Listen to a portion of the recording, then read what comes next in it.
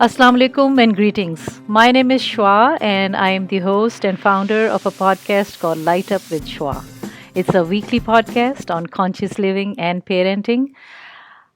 I hope you have already subscribed to my podcast, and if you haven't, please do so. I am sure you will find some guest or some question or one of the episodes that interests you. It's on conscious living and parenting, and I'm sure it touches someone somewhere. I have fascinating guests from all over. I can now claim they are literally all over, international and national. So I am sitting in Massachusetts and I have a very special guest all the way in Nottingham, UK. She is an author of an amazing book. We will talk about that. And here we have Saleena. For all the listeners, please welcome Saleena. And Saleena, welcome to our podcast. Thank you for being here. Thank you very much. Yes, it's Please. Lovely to be here. Yes. Thank you. And please introduce yourself with your full name and what do you do? Yes, my name is Saleena Karim, and I'm a part-time writer, I should say, a sporadic one. But yes, I'm an author of a book best known as Secular Jinnah. Okay. And you have a novel too, right? You have, talk about that. So how many books in total? If you count the Secular Jinnahs, technically there are two. And then there's the novel, which is a third, but actually they are two titles, but there are two distinct titles. So Systems is my novel and Secular Jinnah is my non-fiction work. Okay, all right. So let's begin with your book first, and then we'll come to the parenting questions and some thought-provoking questions, and let's pick your brains here because you're the author. What made you write Secular Jinnah in Pakistan? That's a good question. Well, the aim was actually to write an article. I had no intention at all of writing a book. What happened was I was translating a pamphlet. It was a discussion of is Quaid-e-Azam's vision for Pakistan secular or non-secular, or what one would say is Islamic. And in the course of translating that pamphlet, I had to get hold of Chief Justice Munir's very famous book From Jinnah to Zia. And I was flicking through that book, and this quote came up, and the words were very interesting to me, and I wanted to know the context of those words. And so I actually went off initially just to find out the context of the words. And what I quickly discovered is that this quote is nowhere to be found. I couldn't find it anywhere, and I was thinking why, and the dates were all wrong, and it took me about, I think, a month to find it. And when it turned up, the actual correct interview, the words were essentially nothing alike. They were very, very different. And what came out of that was that this quote, despite it not being covered in that pamphlet, that it is a very it's a very powerful, it creates a very powerful argument that makes it seem almost impossible to accept any other argument for the Pakistan idea other than a so-called secular one, or a irreligious one, or a liberal one, how one would, depending on one's point of view, one would call it, which is, secular, which is usually known as secular. And that was supposed to be an article, and then it turned into a book, and then it turned into two books, and then a second edition of the second book. So it's been going on and on for a while. I had no idea it was going to do what it did. It's just turned into its own monster, really. It's taken me in all sorts of directions. So it's very interesting. So could you share, if you are willing to, what is the response to the book, those who have read it? Well, as I'm sure you know, most Pakistanis who are interested in this question know it's a very heated debate. It's a very argumentative debate. There is nothing close to objectivity on anybody's side. It's all, passion, heat. So equally, the responses I got were ecstatically happy to extremely angry. I've seen both ends. The so-called secular writers, they didn't like it, and many of the so-called ideologues did like it. Actually, when I did publish the first book, that argument, the intensity of that argument really became clear to me in a way, because I didn't know anything before when I had started. I had no idea really. I kind of learned as I went. What about the idea of that this was said or Jinnah was secular, or which idea? No, I was aware of that. What I wasn't aware of is just how hot and bothered people get about it. I'm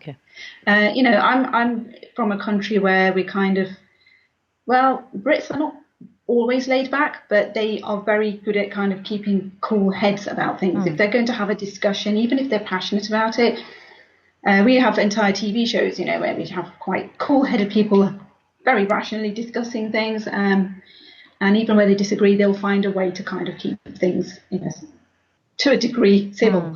But so when I kind of experienced this fire, I was very, very blown away. And I was more than anything else, I was kind of curious to know why that is and how that's come to pass. So that's what kind of led me to this investigation. And the thing is, the argument as I presented it was slightly different from both the standard right wing and the standard left wing argument. So some would say, well, it's kind of in the middle, but it's not the middle and there is a middle argument, and it's not even that middle argument. It's slightly different even from the middle argument. So I've said that there are 4 categories of thought. If you broadly speaking, there are always a million shades of grey, but those are the main 4. So you've got the conservative right-wing opinion, you've got the far left opinion, you've got the so-called synthesis argument, which is a combination of secularism and Islam, and then you've got this 4th, as yet undefined category, which Iqbal, for instance, belonged to. The late Dr. Javed Iqbal, he described that position as reconstructionist, and I came to know that a bit later. So I said, I had called it non-sectarian by this point, but it's the same one. Okay. It's this kind of not synthesis, not one specific group that already exists. It's kind of another one, which comes closest to the spirit of Islam, as I think Iqbal saw it anyway. So what's happened is we've got a modern West that has come out of the movement of secularism. Secularism as a concept was just literally to stop Catholics and Protestants arguing and fighting and killing each other over everything. That was, in a nutshell, what history was about, and to bring secularism to the fore. But that idea, it doesn't quite work in our culture, where we're both Muslims and Hindus, in fact, both believe in their religions as ways of life, and they appreciate in a very real sense that even if we really do talk about secularism in principle, in reality, our religious ideals are going to touch on everything. So when we talk about secularism in Pakistan, for instance, what Pakistani secularists tend to mean, with the exception of the far left, they tend to mean we are literally going to just have equality in the state. So we're not going to discriminate against any minority. We're not going to say these people have to pay jizya in an Islamic state, or this community is out of Islam. We're just going to separate that from the working of the government. And in a way, it's kind of a reboot back to the original concept of secularism, and that's what Pakistanis are inspired by on the left. But unfortunately, for those who are opposed to secularism, they're looking at things as they are in the present, and they see a West where there's a lot of people who are confused about, what life means in a post-secular world, if you like, a materialist world. So they they're kind of trying to say, well, the secularism isn't going to work for us, and of course, being religious people, they kind of fear a divorce of religion and state being basically blasphemous as well. So it's a very complicated affair in Pakistan to talk about secularism, and this was something I had to tackle very carefully in my book. So, do you think it is because they don't know exactly the definition, or do they tend to believe that whether it is real or distorted, or that's what it is? Is No, is it a actually, refusal of understanding, or what is it? yeah, no, this is what I mean. So the left are talking about the ideal version, if you like, of equality. The ideal being that we will have no more discrimination. Well, and the right are kind of saying, well, secularism brings about moral decadence. It brings about confusion for society. There's going to be no cohesion. There's going to be no absolutism in moral principles, and we're going to get guided the wrong way or misguided. So they both have clear views, both sides. It's just that they have very opposing views of what that word means. And to my understanding, secularism, if you like, is an ideal that doesn't exist anywhere in reality. And that's why we have seen it play out the way that it has in the West, where we now have people looking for spirituality, but they know the trappings of their organized religions. So they're kind of looking to mysticism as one example. I know that America is quite on Maulana Rumi, for instance. Yes. So those are the outcomes of moving to a purely secular state. The left will kind of say, well, actually, you know what, that's better than what we have now. And the right will say, no, this is a disaster. We want to avoid this confusion at all costs. And that's what I understand, having gone through it for a few years. Okay. Let's talk about Munir quote, from where that's your research, and that's where you found out that it was misquoted. Justice Munir misquoted or misinterpreted. Well, you will explain it. Yeah. So the Munir quote is a quote that has been used for many years by various scholars and all kinds of writers. It's a quote that's being used to try and reveal to ordinary readers what vision Jinnah had for Pakistan. And the quote itself is problematic because it's a misquote. And of course, in history, there are so many instances of misquotes and occasionally fake quotes. But what makes this one very special is that it has become a central part of an argument for a so-called secular Jinnah.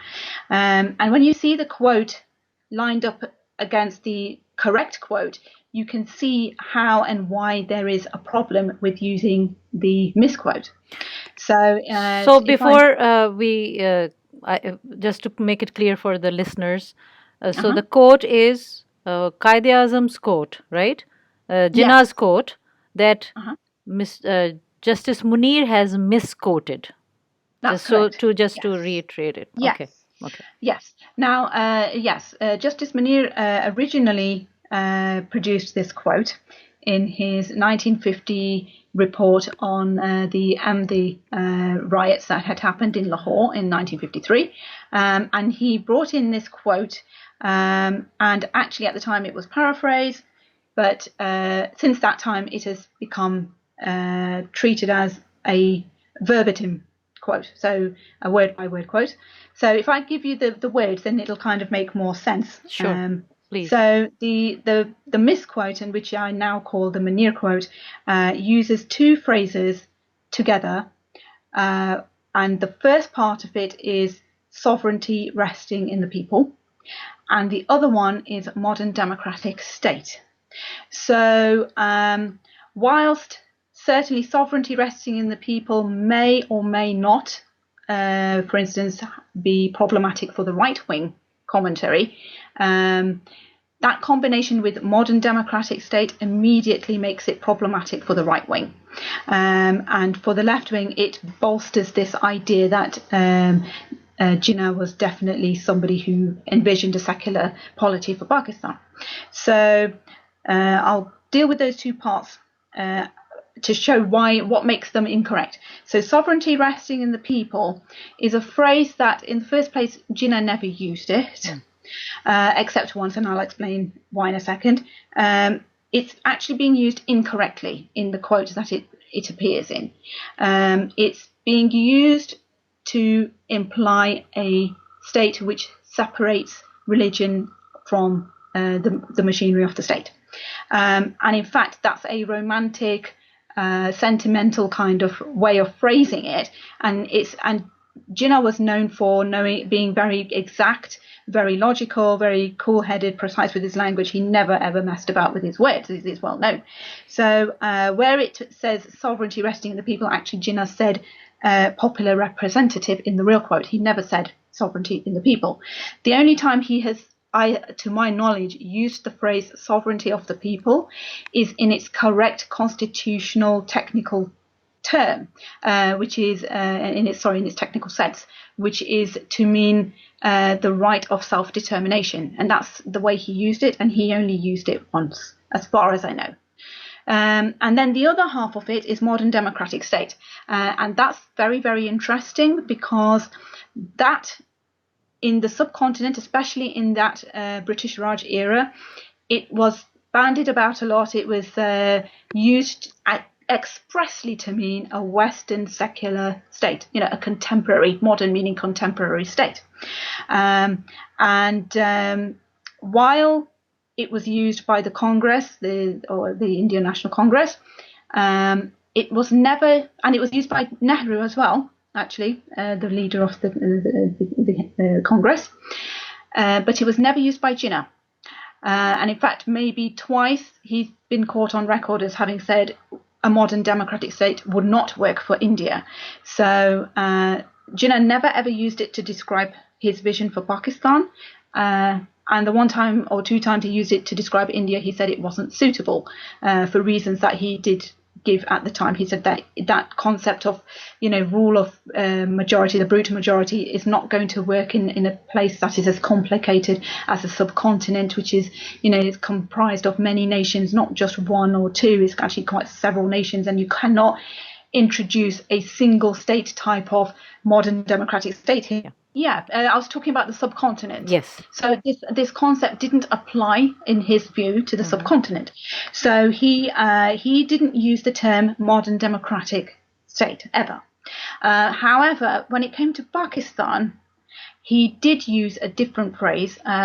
It was, and in the real quote that I managed to dig up, in the real quote, the equivalent of modern democratic state is democratic form. Now, it doesn't take a constitutionalist, it doesn't take any sort of expertise to kind of see that there's a distinct difference between saying modern democratic state and democratic form. One is specific, especially in view of how the subcontinent was using it. It's very specific, and it's relating specifically to a form, whereas saying democratic form is placing the emphasis on the principle. So it's a democratic principle. And the few times that Mr. Jinnah did talk about a form, he tended to say either Islamic democracy or Islamic socialism.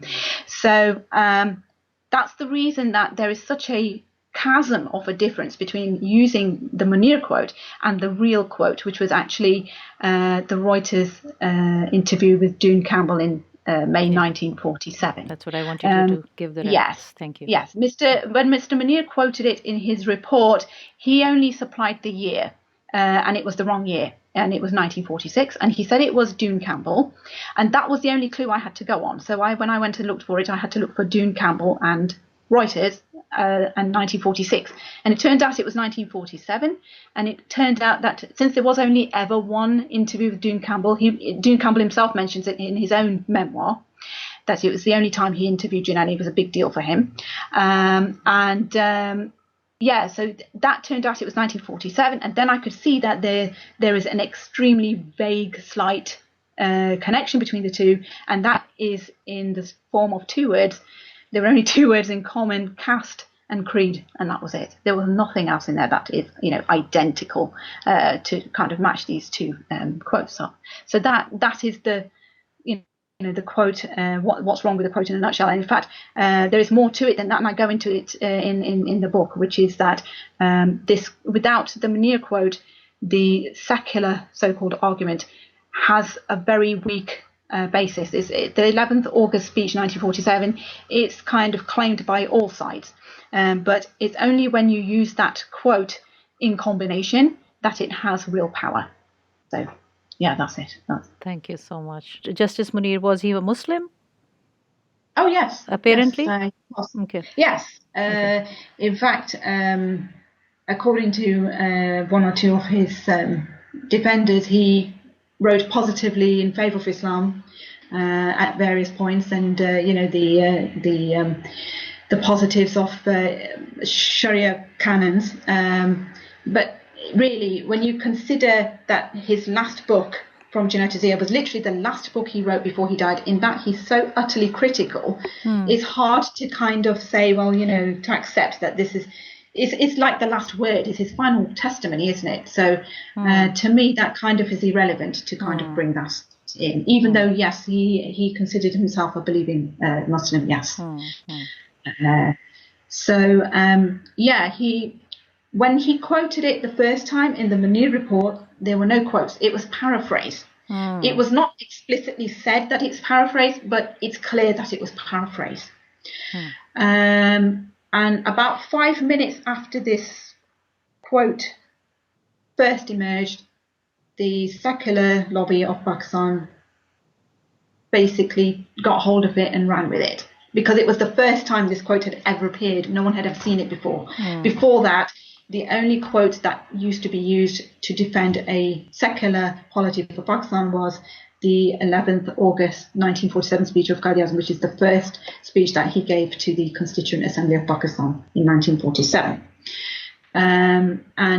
We all know the speech that he gave there. That too has been disputed heavily, but at least in that one's case, the left and the right generally both are happy to talk about that particular speech. So things like, for instance, in the Munir report, he says things like, we've brought up Quaid-e-Azam's views of the state, not to challenge anybody, but just to kind of bring it into discussion.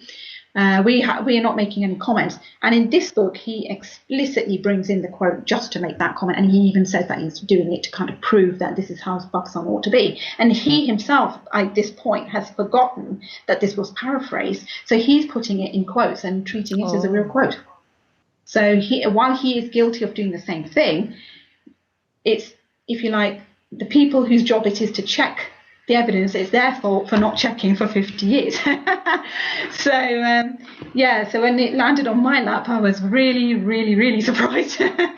Oh my goodness. I remember, if you don't mind, the personal anecdote. Yes, I would love to.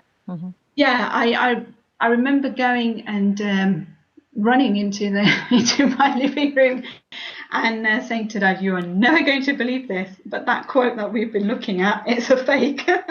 And he was shocked, and he said to me, he said, "You have to write about this." And I said, "Nah, it's just a fake quote. It's just really interesting, isn't it?" And he says, "No, Saleena, it's more than interesting. You have to write about it." So I thought, I don't know much about the Pakistan story, but I'll just write an article about this quote, and I'll just stick to the facts, because I'm very particular about this. I don't like to go outside subjects that I'm not very clued up on.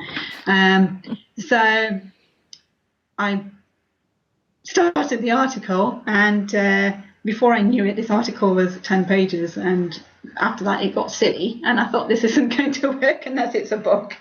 And then it became I think 170 odd page book, which was called Secular Jinnah, and it had a really embarrassing title, which I won't quote the rest of, and is now known fondly as SJ1. But that book has been described as explosive and all kinds of things. Some of the comments are very nice. People really liked it. But after that, I kind of, after meeting the hot-headed personalities that I did, After that, I kind of got more interested in why the argument has gone the way that it has and what went wrong and why it went wrong. And I just kind of dealt with it in a more, if you like, cool and objective manner, or I have tried to, certainly. So, that's the story of my book in a nutshell. Very interesting.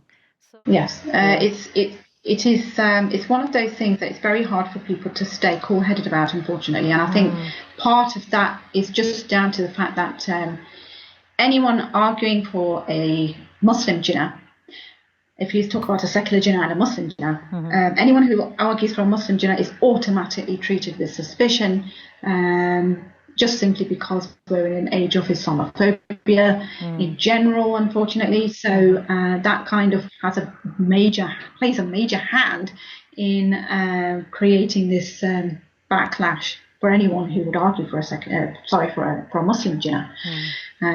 I certainly experienced it, and I chose to ignore it and just deal with it within the pages of my book. So I haven't talked about it in any capacity outside of anything that I've written. I think today is probably the first time that I'm talking about it, actually.